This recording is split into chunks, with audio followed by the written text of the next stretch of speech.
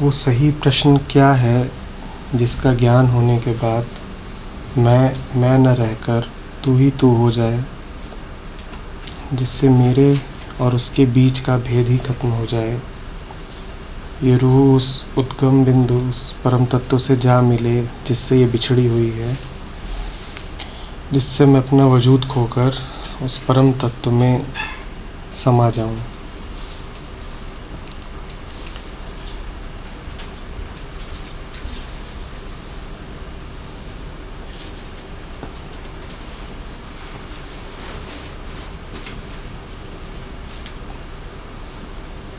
अभिलाषा अभिलाषा ही होती है।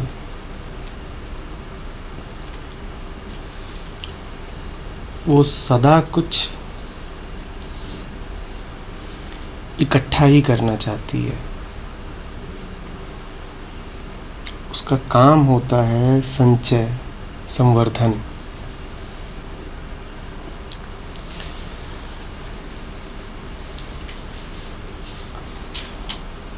परम तत्व की प्राप्ति की भाषा में हम बात करते हैं, और प्राप्ति का अर्थ ही है इकट्ठा करना।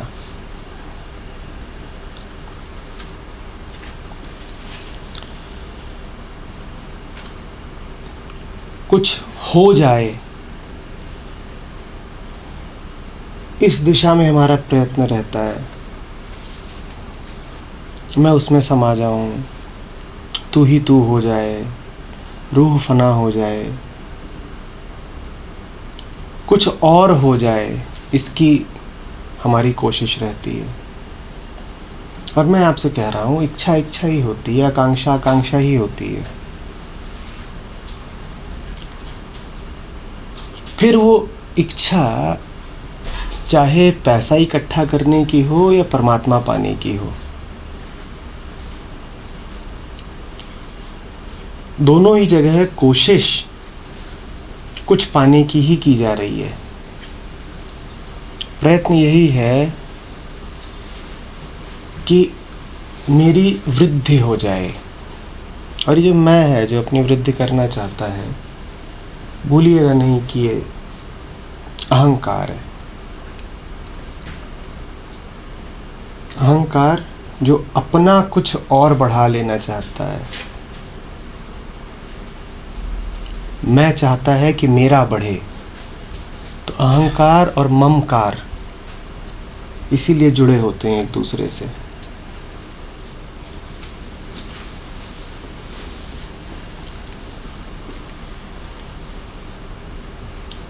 ये जितने शब्द हमने इकट्ठा कर रखे हैं जो दिव्यता की ओर इशारा करते हैं, जो किसी परम सत्ता की ओर इशारा करते हैं, यही हमारा बंधन है। हमने सत्य को शब्दों में बांधने की धृष्टता की है, और चूंकि वस्तुओं को पाया जा सकता है और प्रत्येक वस्तु के लिए शब्द होता है, तो फिर हम इस दिशा में भी सोचना शुरू कर देते हैं कि सत्य को भी पाया जा सकता है। ये पूरी दिशा ही गलत है। ये कहीं नहीं ले जाएगी आपको।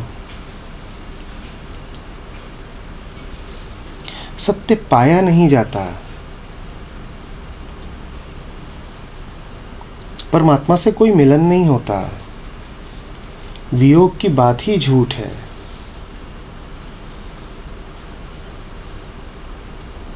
सत्य पाने की बात तो आप यूं करते हैं जैसे कि सत्य के अलावा भी कुछ है जहां आप अभी आश्रित हैं।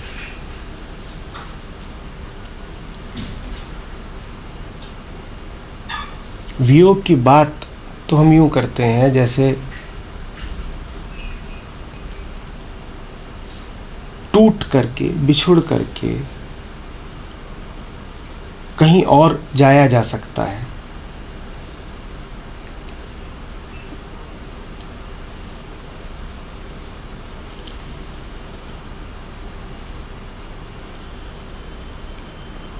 पर अब चूंकि शब्द बना लिया है वियोग,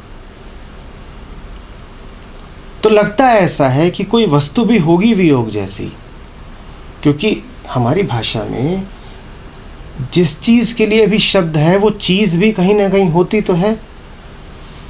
दीवार के लिए शब्द है तो आप दीवार पे हाथ रख सकते हो,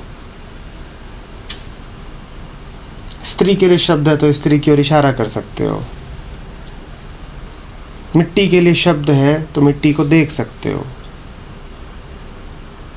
संगीत के लिए शब्द है तो संगीत को सुन सकते हो। तो आप कहते हो वियोग के लिए शब्द है तो वियोग भी कुछ होता ही होगा, परमात्मा के लिए शब्द है तो परमात्मा भी कुछ होता ही होगा, और हर वो चीज़ जिसके लिए शब्द है होती तो चीज़ ही है, और हर चीज़ को पाया जा सकता है तो परमात्मा को भी पाया ही जा सकता होगा। ये बड़ी मौलिक भूल है, और ये बड़े लंबे समय से होती चली आई है, बड़ी व्यापक भूल है।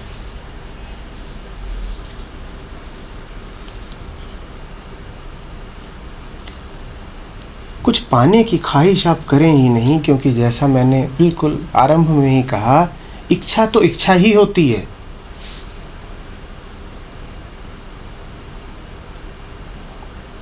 और इन इच्छाओं ने ही आपको व्यथित कर रखा है। परमात्मा कहाँ है? जब आप परमात्मा के बारे में बिल्कुल भूल जाएं, तब परमात्मा है। परमात्मा कब है?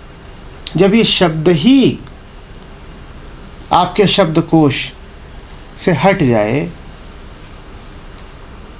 तो परमात्मा है।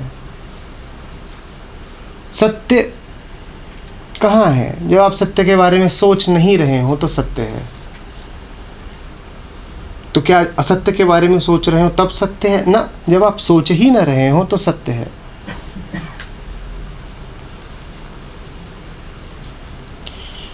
देखिए ना, आप पूछते हैं कि सर वो सही प्रश्न क्या है? अध्यात्म में कोई सही प्रश्न नहीं होते। संसार में होते हैं सही प्रश्न, गलत प्रश्न, दाएं प्रश्न, बाएं प्रश्न, छोटे प्रश्न, बड़े प्रश्न, सब होते हैं। अध्यात्म में कोई सही गलत प्रश्न नहीं होते। अध्यात्म में श्रवण होता है, समाधि होती है।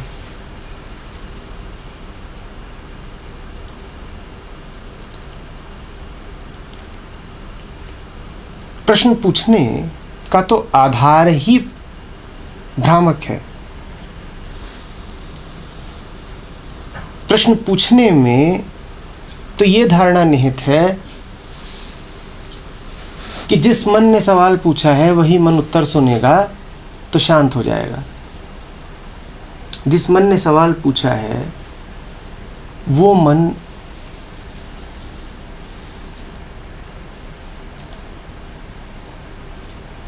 मोहित है,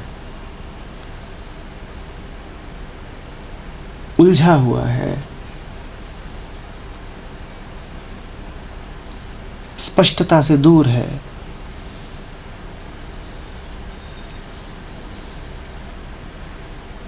इस मन को तो जो भी सामग्री मिलेगी उसको ये उलझा ही लेगा।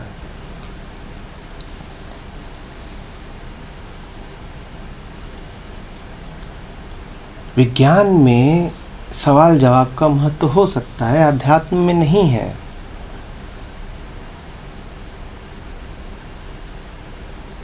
आप कहेंगे फिर आप हमसे प्रश्न क्यों लिखवाते हैं?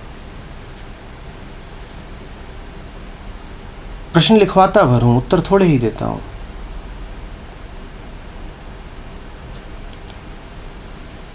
मैंने कभी आपके प्रश्नों के उत्तर थोड़े ही दिए हैं। मुझे जो बोलना है वो मैं बोलता हूँ। आपके सवाल बस बहाना होते हैं। पर विज्ञान में सवाल बहाना नहीं होते, गणित में सवाल बहाना नहीं होते, इतिहास में सवाल बहाना नहीं होते। वहाँ तो सवालों की महत्ता होती है। वहाँ तो उत्तर वही आएगा जो सवाल मांग रहा है।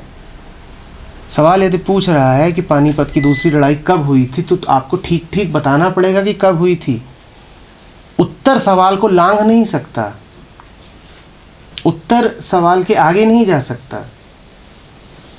तो सवाल पूछ के आपने उत्तर का दायरा पहले ही निश्चित कर दिया है। सवाल पूछने वाले ने अपनी मालकियत जता दी है। उसने बता दिया है कि उत्तर इससे आगे न जाए और इससे कम भी न रह जाए, जितना पूछा है उतना ही बताना। अध्यात्म में ऐसा नहीं चलता।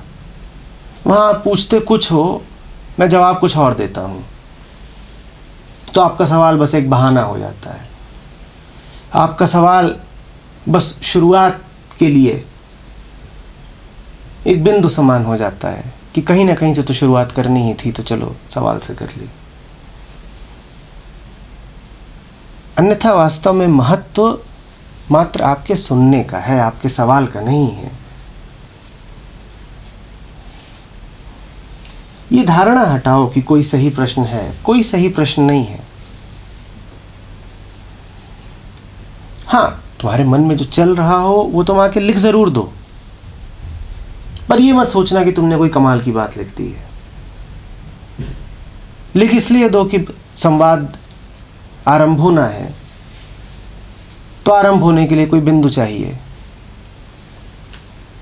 तो लिख दो। ठीक, वहां से बात शुरू कर लेंगे।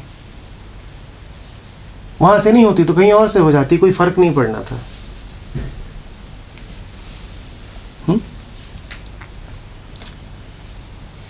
सर, वो सही प्रश्न क्या है जिसका ज्ञान होने के बाद मैं ना रहकर तू ही तू हो जाए? अभी तो मैं कहो कि तू कहो, सब एक बराबर है। तू माने क्या? तू से शायद तुम्हारा आशय ये है कि मैं के बाहर की कोई सत्ता, पर मैं के बाहर का कुछ भी तुम्हें पता कहाँ है? तुम्हें जो कुछ पता है जरा उसको टटोलो, तुम पाओगे उसमें मैं विद्यमान है।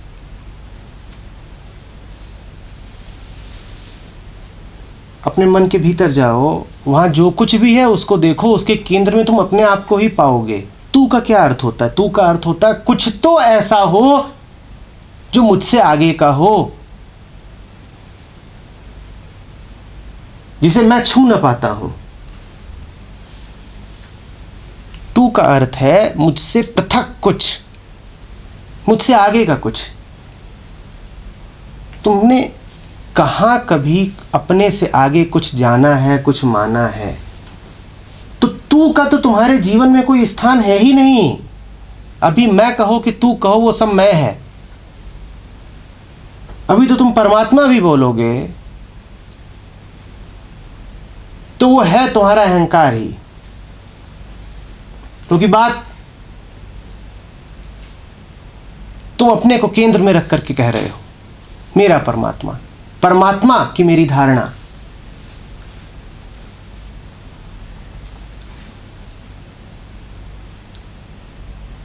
तू कहने के लिए बड़ी पात्रता चाहिए। तू कहने का अर्थ होता है कि मन झुका, विनीत हुआ।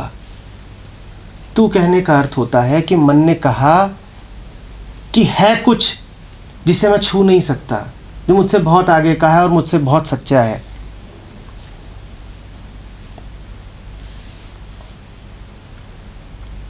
तू ऐसा नहीं है कि दो व्यक्ति बैठे हैं और एक ने दूसरे को तू बोल दिया। भक्ति की भाषा में, भक्ति के विज्ञान में जब तू शब्द का प्रयोग होता है,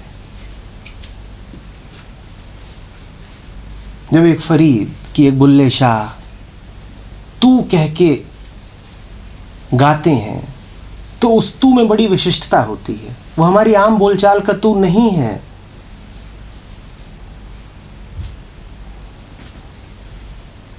उस तू का अर्थ होता है कुछ ऐसा जो अज्ञेय है, कुछ ऐसा जो हमारे द्वारा सर्वथा अस्पर्शित ही रहने वाला है,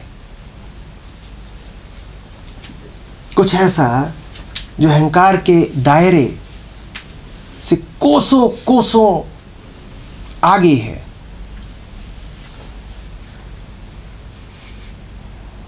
कुछ ऐसा जिस तक पहुंचना तो छोड़ो, जिसका विचार भी नहीं किया जा सकता।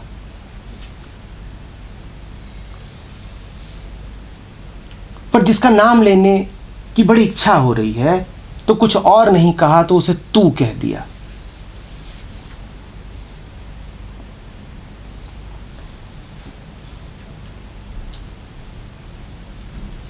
बाइबल उसे दैट बोल देती है, उपनिषद उसे तत् बोल देते हैं। वो है तू। तो जब लिखते हो कि मैं न रहकर तू ही तू हो जाए, तू माने क्या? पहले उसे जानो तो, जिसे उपनिषद कहते हैं तत्त्वमसि, वो है तू। उसे जानो तो, जिसे बाइबल कहती है I am that I am, वो दैट है तू।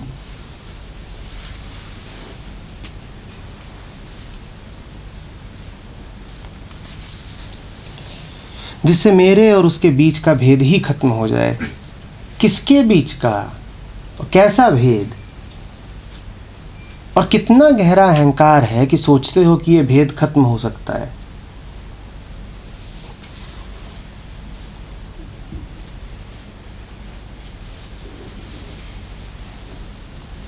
तुम्हारे और उसके बीच का भेद नहीं खत्म होगा, तुम खत्म होगे। तुम्हारे और उसके बीच का भेद खत्म होने की बात तो ऐसी है जैसे दो बराबर वालों में हो रही हो कि आइए अपनी दूरियां मिटाएं। ये भेद ही नकली है क्योंकि तुम ही नकली हो, कोई भेद है ही नहीं, तो ये भेद नहीं खत्म होगा। ये जो तुमने नकली मैं का सृजन कर रखा है, ये मैं खत्म होगा। अभी जिस भाषा में बात कर रहे हो, ये पूरी भाषा, जैसा मैंने आरंभ में ही कहा था, संचय की भाषा है, मैं को बचाए रखने की भाषा है। किसी परमात्मा की प्राप्ति वगैरह की बातें छोड़ दो, बस ये जो भाषा है इससे मुक्त हो जाओ। छोड़ दो कि ये पाना है कि वो पाना है, पाने का ख्याल ही छोड़ दो। जो पहले ही पाया हुआ है वो जाहिर हो जाएगा। यही तो नीति नीति की सर्वमान्य पद्धति है कि पाने को कुछ है ही नहीं, छोड़ने को है बस तुम्हारे भ्रम, और यही भ्रम है कि कुछ पाने को है। यही तो नीति नीति होती है। पाने को कुछ है ही नहीं, तुम कहां परेशान और पागल हुए जाते हो कि ये कब मिलेगा और कैसे मिलेगा, कोई रास्ता बताएं, कोई तरकीब सुझाएं। क्या पाना है? क्या पाया जा सकता है? कमी कहां है तुम्हें? कोई कमी का ख्याल ही तो पागलपन है। और अपूर्णता का जो ख्याल कर रहा हो, वो पूर्ण की बात भी अपूर्ण होके ही तो कर रहा है। अपूर्ण पूर्ण की क्या बात करेगा? पूर्ण की बात भी तो पूर्ण ही कर सकता है। पर दावा देखो अपना, तुम कहते हो मैं अपूर्ण हूं, मुझे पूर्ण होना है। अरे अपूर्ण के व्याकरण में तो जो कुछ होगा वो अपूर्ण ही होगा। तो अपूर्ण तो जब पूर्ण की चर्चा भी करेगा या पूर्ण की कामना भी करेगा तो वो पूर्ण भी अपूर्ण है। पूर्णता की कोई कामना नहीं की जा सकती है, इस बात को आप स्पष्टतया समझ लें। कामना करने वाला और कामना का विषय दोनों अपूर्ण होते हैं। आपने कभी पूर्ण की कामना नहीं करी है। कोई सत्य को नहीं चाह सकता, कोई पूर्णता को नहीं चाह सकता, हालांकि अभिव्यक्ति हमेशा से यही रही है। पर उससे बहक मत जाइएगा। लोगों ने खूब कहा है कि मुझे पूर्ण सत्य चाहिए, मुझे खालिस परमात्मा चाहिए। पर जब भी कभी परमात्मा की इच्छा की जाएगी, वो कोई अपूर्ण और नकली परमात्मा ही होगा, क्योंकि इच्छा करने वाला ही अपूर्ण है।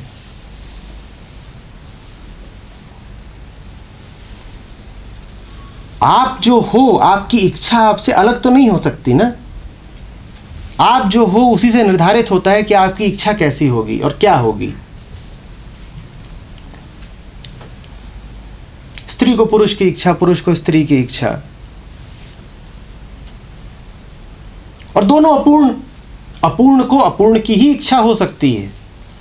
तो आप कहते हो मैं तो अपूर्ण हूं पर मुझे चाहिए पूर्ण परमात्मा। कैसे भाई? द्वैत का मूलभूत नियम भी नहीं समझ रहे। किसी ने आज तक परमात्मा को नहीं चाहा, परमात्मा को चाहा ही नहीं जा सकता। तो आप पूछेंगे कि फिर ये इतने गीत किसके गाए गए हैं?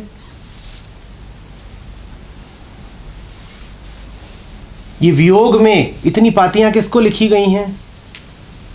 किसी को नहीं लिखी गई हैं, मन की छवियों को लिखी गई हैं। जिसके भी गीत गाए जाएंगे वो तुम्हारे मन की ही कोई कलाकारी होगी।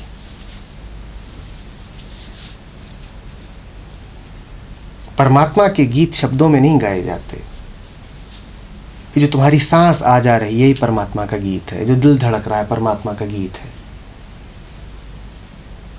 तुम बैठ करके शब्दों की कलाकारी दिखाओ, वो नहीं परमात्मा का गीत हो जाता है। जो बहती हवा है, ये है परमात्मा का गीत। इसी को ध्यान से सुनो तो इसमें तुम्हें उपनिषद सुनाई देंगे। बह रही है नदी, उसे ध्यान से सुनो तो उसमें आयतें सुनाई देंगी।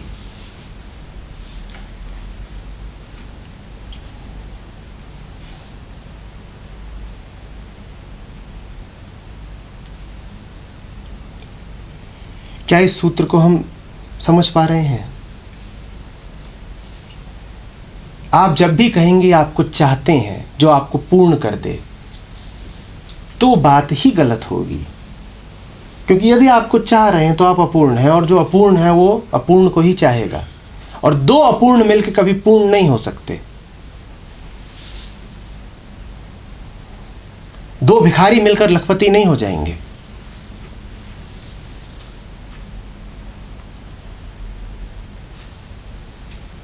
हालांकि ख्याल हमारा यही रहता है।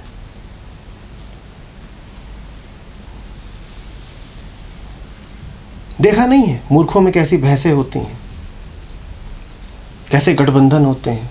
मैं भी मूर्ख, तू भी मूर्ख, और दोनों मिलेंगे तो बुद्धत्व का जन्म हो जाएगा। तो बड़ी गहरी बात कह दी।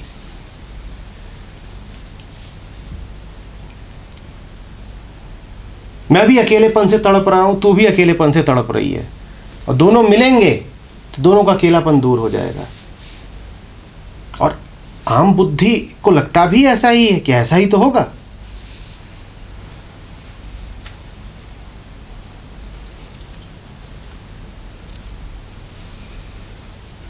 ऐसा होता नहीं है, ऐसा हो सकता नहीं है। ऐसे की कामना बस आपके दुख को कायम रखती है।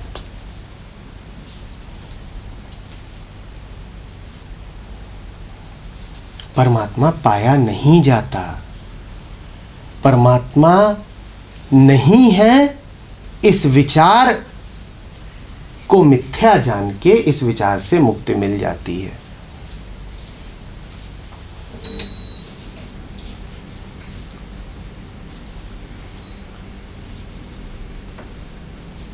वो सब कुछ जिसे आप अनात्मा समझते थे, जब वो आत्मा दिखाई देने लगे, समझ लीजिए कि मिल गई आत्मा। मिली नहीं है, पहले ही थी, बस उसको नाम गलत दे रहे थे। पहले ही तो थी। कहां जाके पानी है? कोई अलग देश है क्या जहां वो बसता है? पर वो बातें भी खूब हुई हैं। परलोक, इहलोक, देवलोक और मृत्युलोक,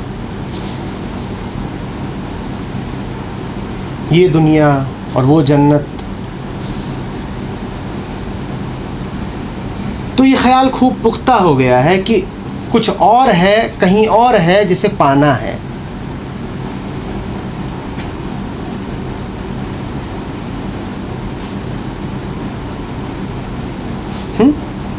इस ख्याल से बेचैनी बढ़ती जाती है, और जितनी बेचैनी बढ़ती जाती है उतना पाने का ख्याल और आएगा।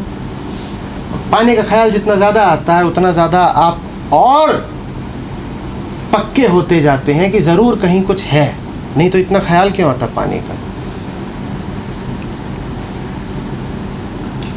ये रूह उस उद्गम बिंदु, उस परम तत्व से जा मिले जिससे ये बिछड़ी हुई है।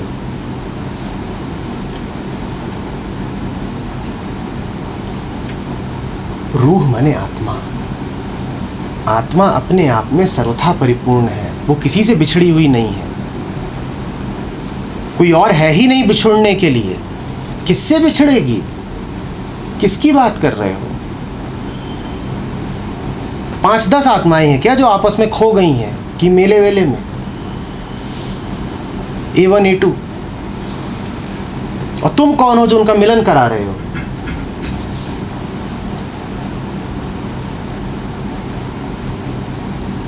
कोई किसी से बिछड़ा हुआ नहीं है, बस हम नशे में हैं।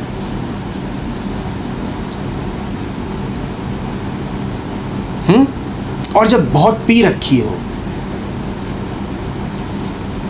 तो भरत मिलाप की कोशिश न किया करो। पता नहीं किससे जाके कहां मिलाओगे कि बिछड़े हुओं से गले मिल रहे हैं।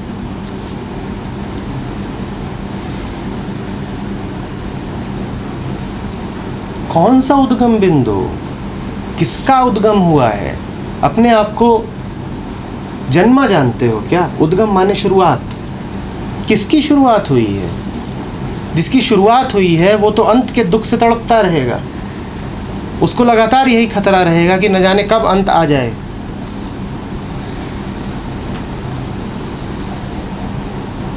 खुद ही अपने लिए दुख का निर्माण करते हो।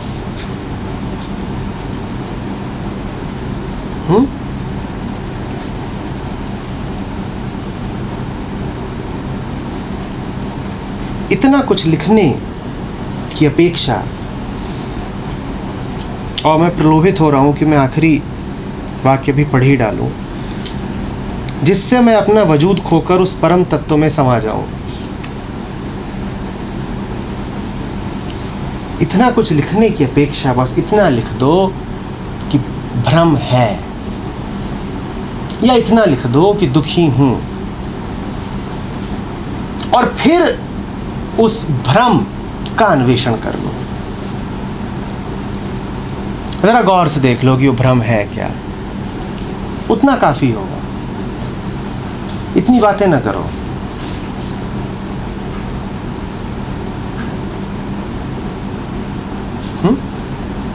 भ्रम मानने में अभी जरा तकलीफ होती हो कि कैसे कह दूं भ्रम है, तो इतना ही लिख दो कि शंका है। उतना तो लिख सकते हो कि शंका है, और फिर ये शंका क्या है जरा उस पर गौर कर लो, बात खुल जाएगी। बात ऐसे नहीं खुलेगी कि कहीं और का दरवाजा खुल जाएगा, इतना ही होगा कि शंका गिर जाएगी।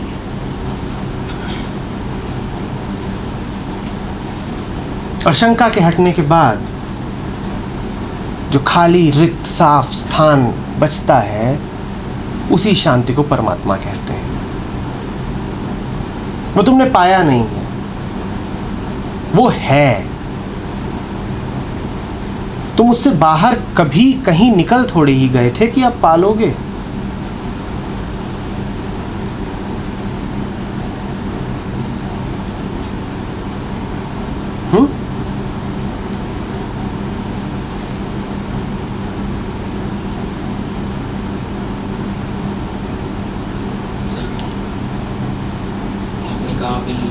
परमात्मा को पाना, आत्मिकता में समाकर पूर्ण होना, अपनी इच्छा का नाम दे दिया इसे। लेकिन अगर कोई प्रेम से आतुर होकर किसी का अनुभव करना चाहे तो उसे तो हम इच्छा नहीं कह सकते। मत कहो, है तो इच्छा ही। इच्छा कैसे हो सकती सर? हम किसी से प्रेम करते, इच्छा के अलावा और क्या जानते हो? अनुभव हम किसी चीज़ का करना चाहें, सब इच्छा है, सब इच्छा है। नाम उसे कुछ देते रहो, दिल को बहलाने को कुछ भी नाम देते रहो। तुम्हारा प्रेम इच्छा से इतर और कुछ है क्या? नाम उसे कुछ देते रहो, प्रेम में और क्या करते हो कामना के अलावा, कि कोई मिल जाए? और क्या है प्रेम जिसे तुम प्रेम कहते हो? वो कामना के अतिरिक्त और कुछ है?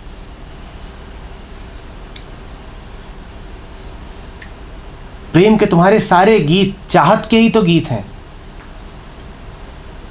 चाह चाह चाह। आध्यात्मिक प्रेम तो नहीं है ना तुम्हारा। आध्यात्मिक प्रेम होता है स्वयं का विगलन, मैं बचा नहीं। किसी स्त्री से प्रेम में उतरते हो तो ये सोच के उतरते हो कि आत्महत्या करने जा रहा हूं, अपना विगलन ना, तुम ये कहते हो कि उसे पाने जा रहा हूं। प्रेम का यही अर्थ है ना तुम्हारे लिए, कि तुझे पालूं, तू मेरा हो जा या तू मेरी हो जा, यही तो होता है जिसे तुम अपना प्रेम कहते हो। आध्यात्मिक प्रेम तो होता है कि मैं बचा नहीं, मात्र वह बचा। ऐसा प्रेम तो हमने किसी संसारी को करते देखा नहीं। वास्तव में जिसे हम प्रेम कहते हैं वो प्रेम है ही नहीं। ये बड़ी भूल है कि उसको नाम दे दिया जाता है प्रेम का। प्रेम एक ही होता है, पर चूंकि हम अपनी वासनाओं को प्रेम कहना चाहते हैं, इसीलिए जो वास्तविक प्रेम है उसको फिर हम कहते हैं परम प्रेम। जो आध्यात्मिक प्रेम है फिर हम उसको नाम दे देते हैं परम प्रेम का। उसी का अनुभव कैसे करें सर परम प्रेम का? उसका कोई अनुभव नहीं होता, क्योंकि उसमें कोई अनुभोक्ता नहीं होता। अनुभोक्ता के न रहने पर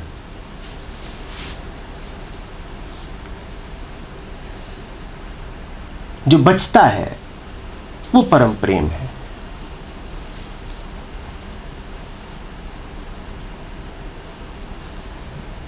तुम हो कहां कि उसका अनुभव करोगे? अब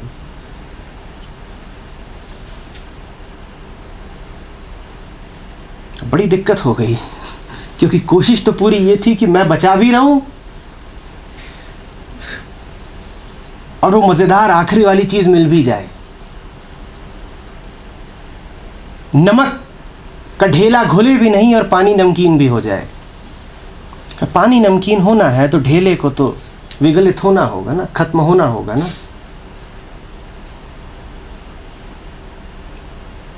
उसका कोई अनुभव नहीं होता।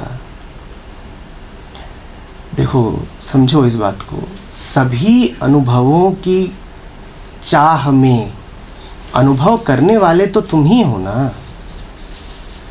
तुम कहो कि तुम्हें कोई अनुभव चाहिए तो तुम यही इच्छा कर रहे हो कि मैं बचा रहूं अनुभव के लिए।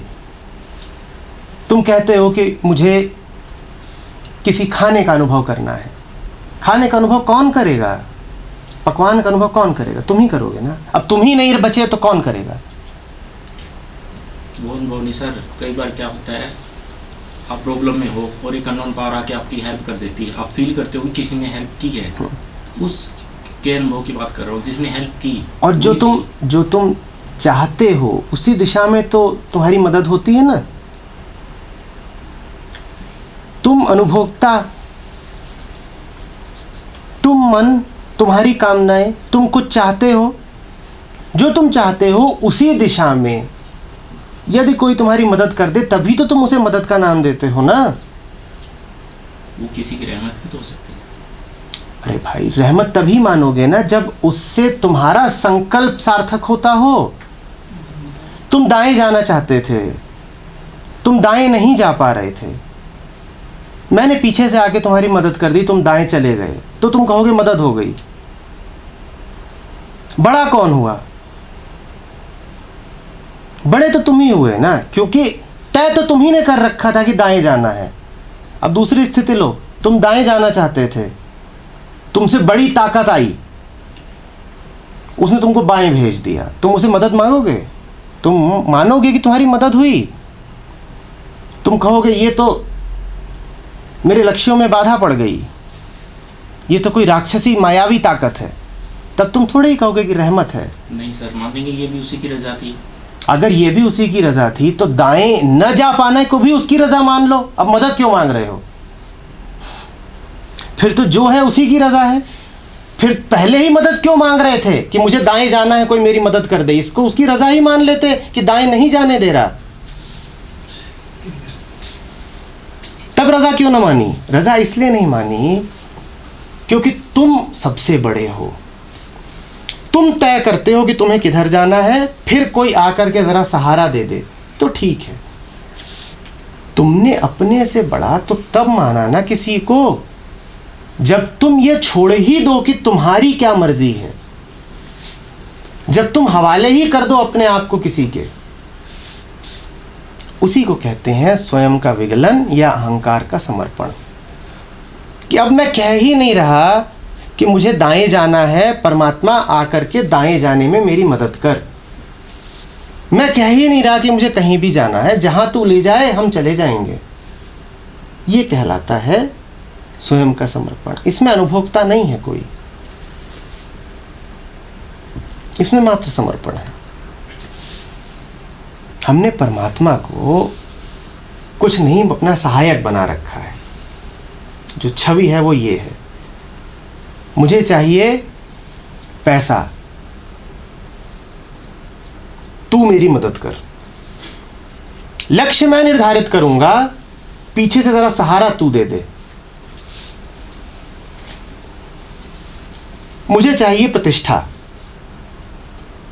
तू मेरी मदद कर। अब तुम्हें चाहिए थी प्रतिष्ठा और उसने दे दी बदनामी, तो मानोगे कि परमात्मा महान है? फिर तो फंस गए। नहीं, तो परमात्मा है ही नहीं, कोई दुष्टात्मा है।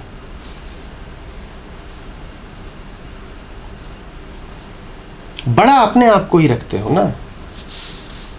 मैं जो चाहूं वो होना चाहिए। मंदिर भी जाते हो तो यही तो कहते हो कि जो मैं चाहता हूं वो तू कर दे, और वो ना करना चाहे वो तो जो चाहता है वो कर ही रहा है, या तुम्हारे फरियाद करने से करेगा, या यहां याद दिलाने जाते हो कि भाई साहब आपके क्रियाकलापों में कुछ चूक हो रही है, हम आपको याद दिलाने आए हैं। उसको अगर वास्तव में वो परमात्मा है तो वो जानता है वो क्या कर रहा है। तुम वहां काहे को जाके प्रार्थना करते हो? एक और तो कहते हो कि अंतर्यामी, सर्वशक्तिमान, और दूसरी ओर वहां जाके कहते हो कि मेरी फरियाद सुन ले। बहरा है क्या वो कि तुम्हारे बोलने पे फरियाद सुनेगा? और तुम में इतनी ताकत है कि तुम फरियाद करोगे तो उसके ढर्रे और उसके निर्णय बदल जाएंगे। तुम फरियाद करोगे भी या नहीं करोगे ये भी तो वही तय कर रहा है। अगर वो वास्तव में सर्वशक्तिमान है तो तुम मंदिर तक जाओगे भी कि नहीं जाओगे वही तो तय कर रहा है। तुम ये क्यों मानते हो कि तुम कुछ भी कर सकते हो? जहां कहीं भी तुम में ये भाव है कि तुम कुछ कर रहे हो, तुम्हारा कर्तृत्व, तुम्हारी डूअरशिप, वहीं पर तो खेल खराब हो जाता है ना।